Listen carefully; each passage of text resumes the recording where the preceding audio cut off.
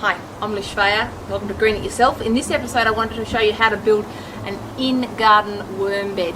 Now the reason I want to show you this one particular type is that I reckon it works better than all the other ones. I've tried worm towers and worm feasts, but I reckon this one is best because you've got a lot more real estate, and with more real estate, yes, it takes up a bit more of the garden bed, but it gives more surface area for your worms to get through the food faster and make it into compost faster. So that's the secret.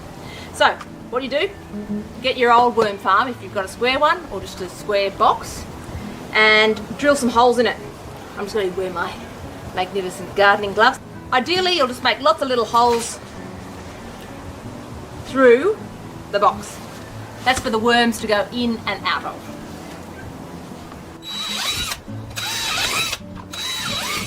Make it all around the sides as well. There may be already some holes in the bottom from your worm farm, but just add a few more.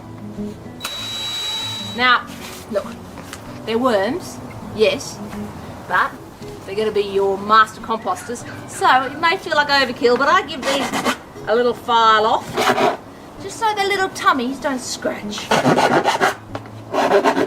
Some may say I'm coddling the worms. Just looking after your workers. You're probably a worm union. Now I have to put this into my garden bed.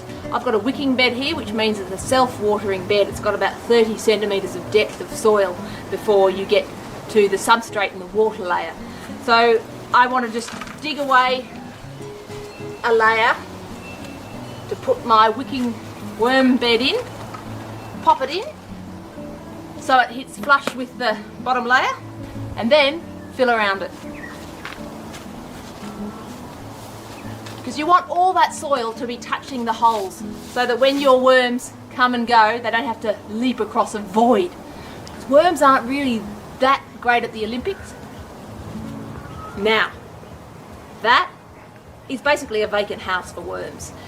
If you put this into a garden bed, which you can put it anywhere, worms will come to the food, but it may take them a while to travel the journey and find it. You can buy worms, you can ask friends if they've got worms. That can get a bit awkward, but you never know your luck. Or you can just put it in a garden bed and you build it and they will come. But for instant, I like to just go and buy some worms. Now, you want first of all to create a beautiful layer. This is sort of the bedding material to make it really great for the worms to live in. It's just a really moisture rich but not wet medium. I'm going to use something called Core. It's a coconut fibre that is really absorbent but also retains moisture. So you can see it here. I've had this block soaking in this bucket of water. You can see that it holds moisture really well but also remains damp.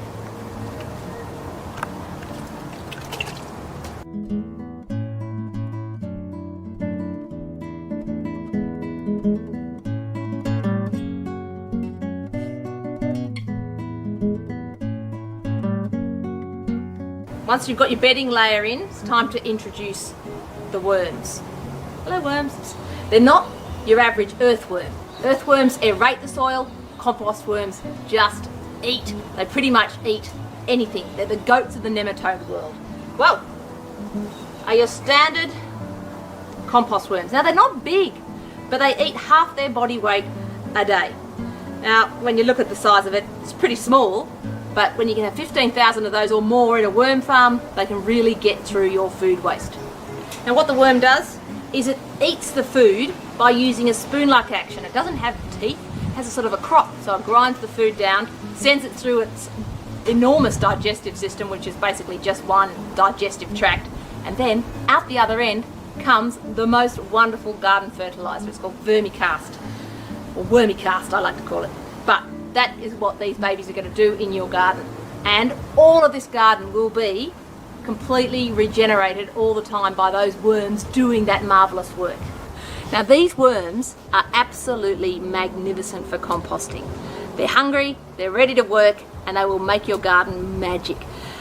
Let's try. Let's add these babies. They're hungry. They're almost nibbling my fingers.